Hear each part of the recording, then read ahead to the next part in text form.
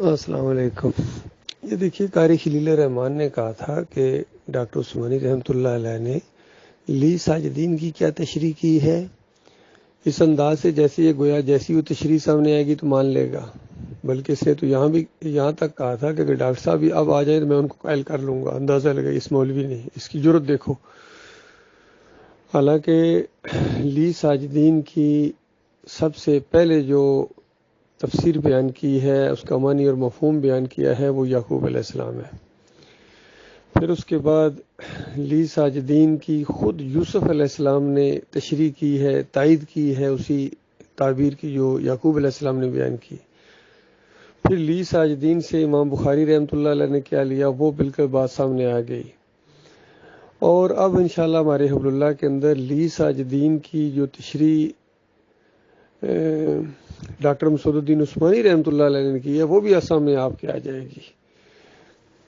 اس کے اوپر پوری طرح ہر اینگل سے غور و فکر کیا گیا ہے قرآنی انداز کے اوپر کہ لی ساجدین سے یہاں کیا مراد ہے۔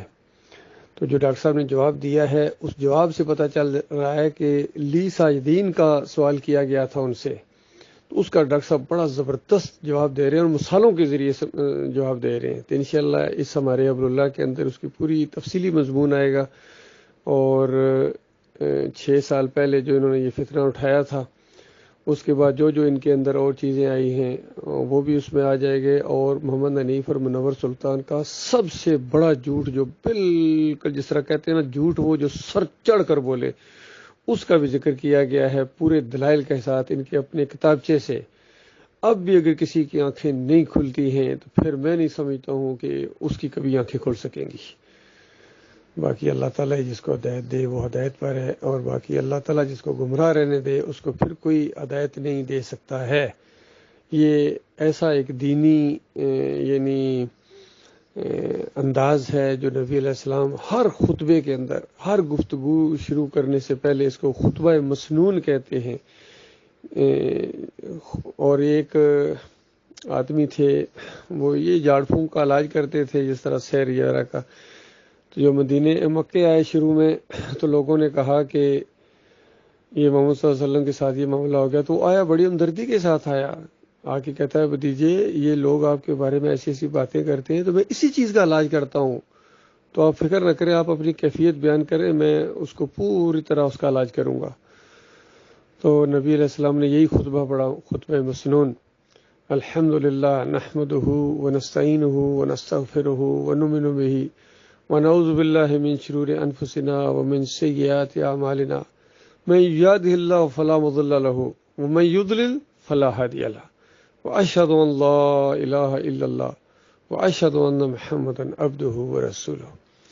جیسا یہ خطبہ پڑھا نبی علیہ السلام نے، تو وہ عمر رسیدہ آدمی تھا دوسرا، وہ جو بڑا ماہر مالج تھا، اس نے کہا یہ کیا پڑھا آپ نے، ذرا پھر پڑھیے، یہ کلام تو میں نے پہلے کبھی نہیں سنا اس انداز سے، یہ تو سمندر کی گہرائیوں میں اتر جانے والا کلام ہے، پھر پڑھیے۔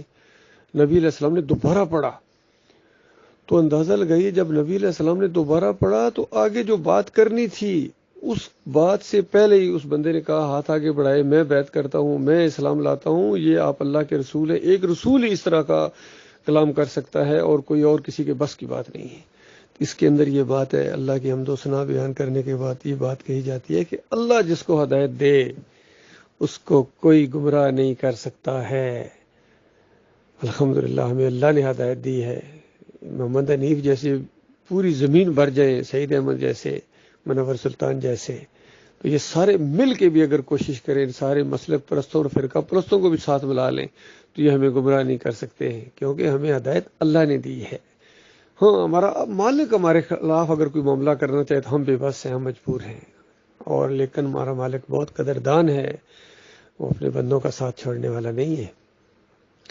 تو جو مخلص لوگ تھے وہی بچے ہیں، باقی سارے اس آزمائش میں فیل ہو گئے۔ بڑی آزمائش آئی تھی، ایک کی آزمائش نظریاتی آزمائش ان کے سامنے آئی ڈاکٹر صاحب کی وفات کے بعد، بڑی جماعت کے اوپر پہلی ایک آئی تھی اس انداز سے، یہ سارے ڈھیر ہو گئے، کیونکہ انہوں نے ایمان کی قدر نہیں کی، انہوں نے علم آنے کے بعد آپس کی ضد کی وجہ سے یہ معاملہ کیا ہے۔ یقین کرو بھائیو، یہ 4 5 6 آدمی ہیں اوپر جن کی ضد کی وجہ سے یہ ساری جماعت تباہ اور برباد ہو گئی۔ ان کی بات نہ مانو، ان کی بات نہ مانو، یہ تمہیں جہنم کی آگ کے اندر لے کے جائیں گے اور پھر واپس نہیں آ سکو گے. کیا کرو گے بتاؤ؟ وہاں سے لانتے بھیجو گے ایک دوسرے کے اوپر، اس سے فائدہ کیا ہوگا تمہیں؟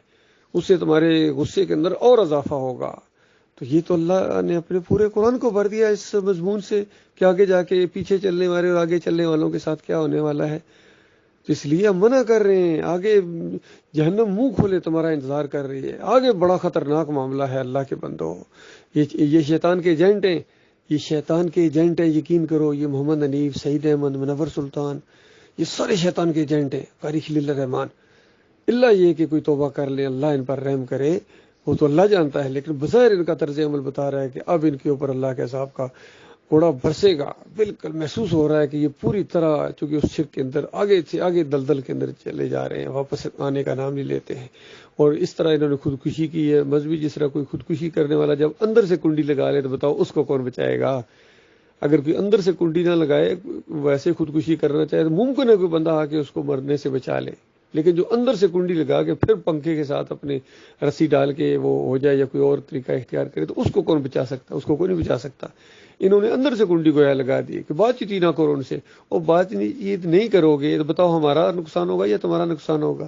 ہم تو تمہارے ساتھ ہمدردی کی وجہ سے بات چیت کرنا چاہتے ہیں کہ اتنا عرصہ ہمارے ساتھ رہے ہو، اتنے عرصے مصیبتیں مشکلات بھی برداشت کی، پھر بھی تم ہمیشہ کیا کہ اندر اتر جاؤ. ایک معاملہ تو یہ ہے ہمدردی کا، لیکن اس سے بڑی بات یہ ہے کہ یہ جو مسلک پرست ہنس رہے ہیں اور یہ تالیاں بجا رہے ہیں کہ ڈاکٹر عثمانی کی جماعت بھی ٹوٹ گئی، ٹکڑے ٹکڑے ہو گئی، ان کا بھی منہ بند کرنا ہے اس وجہ سے کہ تم واپس ایمان خالص کی طرف آ جاؤ. ان سب کا منہ بند ہو جائے گا، ان کے سارے منصوبوں کے اوپر پانی پھر جائے گا، ابلیس کے ان منصوبوں کے اوپر.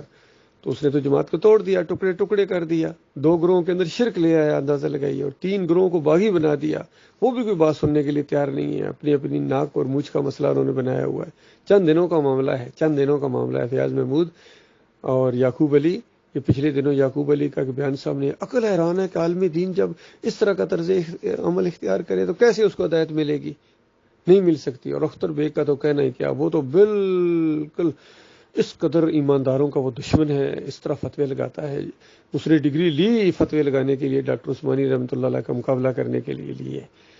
تو ڈگریاں نہیں وہاں چلیں گی، ڈگریاں نہیں چلیں گی، ایمان خالص چلے گا، توحید چلے گی. اور ایمان وہ جو دل کی گہرائیوں سے اٹھنے والا ایمان ہو، اللہ کے ساتھ محبت، نبی علیہ السلام کے ساتھ محبت، صحابہ اکرام سے محبت، مومنوں سے محبت، بچ جانا مومنوں کے سامنے. یہ ہوتا ہے رحماء بینہم، آپس میں نرم، آپس میں پیار محبت. اور یہ آپس میں اس طرح، میں کہتا ہوں یہ سیاسی لوگ بھی آپس میں اتنے دشمن نہیں ہیں. یہ جو پی ٹی آئی اور فضل الرحمان اور یہ جتنے آج کل اکھاڑا بنا ہوا ہے، وہ بھی اتنے آپس میں دشمن نہیں ہیں جتنے یہ جو 3 باغیوں کے گروپ ہیں اور یہ 2 جو مرتدین کے گروپ ہیں، یہ آپس میں اتنے دشمن ہیں آپس میں ایک دوسرے کے. تو باقی واپس نہیں آئیں گے تو خود بھگتیں گے، ہمیں کیا ہے، جہنم میں یہ جلیں گے، ان کا معاملہ ہے. تو یہ سمجھتے شاید ہماری کچھ معاملہ پڑی ہوئی ہے، ہمیں کچھ نہیں ہے، ہم تعداد کی طرف دیکھتے ہی نہیں ہیں، ہم وسائل کی طرف دیکھتے ہی نہیں ہیں، ہم اس کی پگڑی کی طرف دیکھتے ہی نہیں ہیں. کسی پر چوٹ لگے، کوئی ناراض ہو، چھوٹے اور بڑے کا لحاظ کیے بغیر جب تک ایمان کی بات سامنے نہیں لائی جائے گی، کوئی خیر نہیں آ سکتی، کوئی تبدیلی نہیں آ سکتی. یہ سکھایا تھا ہمیں ہمارے استاد ڈاکٹر مسعود الدین عثمانی رحمۃ اللہ علیہ نے اس دور کے اندر. اور اس سے پیچھے جائیں تو صحابہ کرام کا اندازہ صحابہ کرام کے اندر ابو بکر صدیق کا وہ قول یاد نہیں ہے جب انہوں نے کہا تھا کہ کیا دین کو بدلی کر دیا جائے، ابھی میں زندہ ہوں. اس انداز سے انہوں نے عزم اور ارادے کا اظہار کیا کہ ابھی میں زندہ ہوں. اور دوسرے موقع پر کہا تم میں سے کوئی ایک بھی میرا ساتھ نہ دے، اگر کوئی اونٹ زکوٰۃ دیتا تھا اور ابھی کہتا ہے میں اونٹ تو دوں گا لیکن ساتھ رسی نہیں دوں گا، رسی اپنی لے کے آؤ، تو ابو بکر صدیق اس کے خلاف تلوار سے جہاد کرے گا. دین کو کبھی بدلی نہیں ہونے دیا جائے گا. ایمان عقیدے کی بات جب ہو تو پھر تو سوال ہی پیدا نہیں ہوتا. تو یہ ساری باتیں ہمارے سامنے ہیں. پھر نبی علیہ السلام کی بتائیے وہ قول کیسا روح ہے پورے ایمان کی. فرمایا میرے ایک ہاتھ پر چاند رکھ دو، ایک ہاتھ پر سورج رکھ دو، تو میرے سے کبھی یہ امید نہ رکھنا یا میری جان جائے گی یا یہ دین غلبہ پکڑے گا. اس انداز سے ہم ان کے امتی ہیں. تو بتاؤ ہم سے یہ امید رکھتے ہو کہ ہم تمہارے سامنے جا کے پھر تمہاری جوتیاں سیدھی کریں گے، تمہارے شرک کے باوجود تمہیں آگے کریں گے اور ہم اللہ کی کتاب کو پیچھے کر دیں گے؟ ہم تمہاری طرح کوئی نمک حرام غدار ہیں اللہ کے؟ یہ نہیں ہو سکتا ہے، کبھی ہم سے امید نہ رکھنا. ہم ایمان کے اوپر جم گئے ہیں اللہ کی توفیق سے، اللہ کی مدد سے. اور انشاءاللہ حالات جس طرح پیدا ہو رہے ہیں انشاءاللہ ہمارا نظم مضبوط سے مضبوط تر ہوتا جائے گا. لوگ ہماری طرف دیکھ رہے ہیں الحمدللہ آ رہے ہیں. کتنے ہیں جو کہتے ہیں ابھی ہمارا نام نہ لو, انشاءاللہ ہم چند یعنی مہینوں میں چند وہاں اعلان کرنے والے ہیں. اللہ ان کو توفیق دے, اللہ ان کو ہمت دے.